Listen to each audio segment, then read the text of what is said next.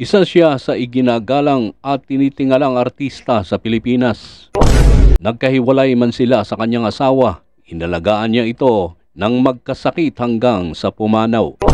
Siya ang pinakamatagumpay at isa sa may pinakamataas na bayad na nangungunang aktres noong 1950s. Halika at ating alamin ang ilang bahagi ng buhay ni Gloria Romero dito lamang sa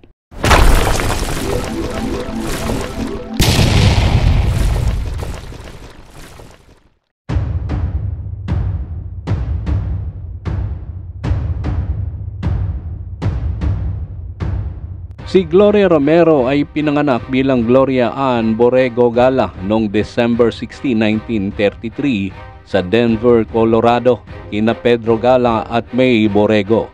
Ang kanyang ama ay isang Pilipino na nagtungo sa Estados Unidos upang ipagpatuloy ang kanyang pag-aaral. Doon niya nakilala ang ina ni Romero na si Mary Borrego na may lahing Espanyol-Amerikano. Noong 1937, pumunta sila sa Pilipinas para bisitahin ang kanilang mga lolo't lola sa Mabini, Pangasinan. Palaging pinagpaliban ang plano ng pamilya na bumalik sa Denver at na-extend ang inaasahang bakasyon.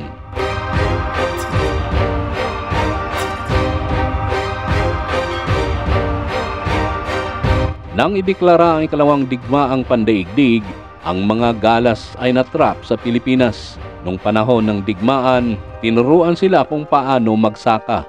Mga araw bago matapos ang digmaan, namatay ang kanyang ina matapos mahulog sa hagdan sa loob ng kanilang tirahan. At nagpasya ang kanyang ama na ang pamilya ay mananatili sa Pilipinas at dito na namuhay.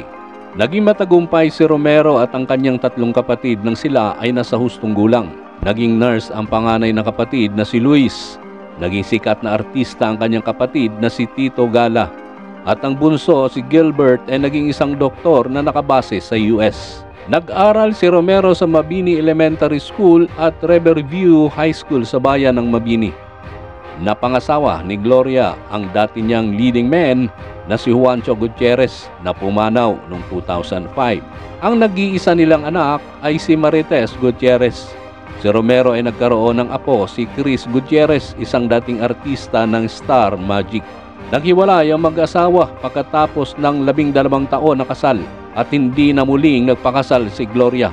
Noong 2000 na diabetic stroke si Juancho kaya naparalisa siya at muling nagkasama ang dalawa na nag-alaga sa kanya hanggang sa kamatayan ni Juancho noong 2005. Nagsimula ang showbiz career ni Gloria sa edad na 16 noong 1949 nang maging extra siya sa pelikulang Ang Lumang Bahay sa Gulod at dalawa pang pelikula mula sa Premiere Productions, Ang Prinsipe Don Juan at Bahay na Tisa na parehong ipinalabas noong 1951. Lumipat si Gloria sa Sampaguita Pictures kung saan nagsimula rin siya bilang extra sa ilang pelikula. Taong 1952 nang makuha niya ang kanyang kauna-unahang supporting role sa pamamagitan ng pelikulang Madam X na pinagbidahan nina Alicia Berhel at Cesar Ramirez. Noong taon ding iyon ay naging leading lady siya ni Cesar Ramirez sa costume movie na Palasig.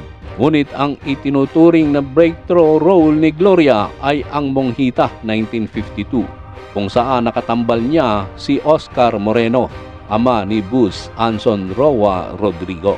Pagkatapos nito ay nagkasunod-sunod na ang blockbuster movies ni Gloria gaya ng Confradia 1953, katambal si Ramon Revilla, Pilya 1954, Cordapia 1954 at Despachadora 1955.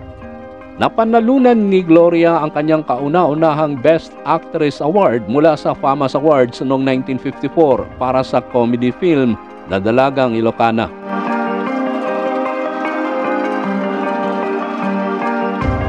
Narating ni Gloria ang rurok ng kanyang kasikatan noong mid-50s hanggang mid-60s kung saan namayagpag sa takilya ang kanyang mga pelikula at naging sought-after endorser ng mga nangungunang produkto gaya ng Coca-Cola, Dairy Cream at Camay Beauty Soap. Tumagal ng mahigit sa 7 dekada ang acting career ni Gloria na mula sa pagiging leading lady ay tumawid sa character roles na nagpatunay sa kanyang kakayahan bilang isa sa pinakamahusay na aktres sa Pilipinas. Isa sa di malilimutang karakter na ginampanan niya sa telebisyon ay bilang Minerva sa long-running sitcom Sa Palibhasa Lalaki 1987 hanggang 1998. Ang huli niyang TV appearance ay nung pumayag siyang mag-cameo sa 5th anniversary special ng Weekly Kapuso Fantasy Series na Daig Kayo ng Lola Ko noong 2022. Si Gloria ang gumanap na Lola Goring sa Daig Kayo ng Lola Ko mula 2017 hanggang 2020. Sa pagdiriwang ng kanyang 70 kaarawan, ginawa ni Romero ang kanyang unang public appearance sa Sampaguita Studios sa Quezon City mula nung global pandemic noong 2020. Ang kaganapan ay dinaluhan ni Barbara Perez, Celia Rodriguez, Helen Gamboa, Liza Lorena at Gina Alahar at iba pa.